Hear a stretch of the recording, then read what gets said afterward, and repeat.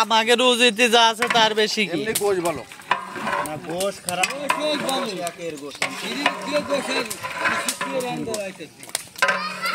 খালি খালি গোসল লাগিয়ে উঠতে পাওয়া যাবে না। ফ্রিজের গোশ ছিল ফ্রিজের গোশ আমাকে পছন্দ না, পছন্দ ছিলাম না ঠিক পাবো কিনা বাবু। আমার আব্বা হলো দিলো তুমি কয়শো কেজি দেখুন যে কোনো টাইমে পয়সা দিলি বা কি খাবি এই দিন আছে না টক দই দেরি আছে ভাই। 15টা হবে গড়িয়ে দিতে বাড়ি থেকে দিবি। হ্যাঁ হ্যাঁ তা দেখো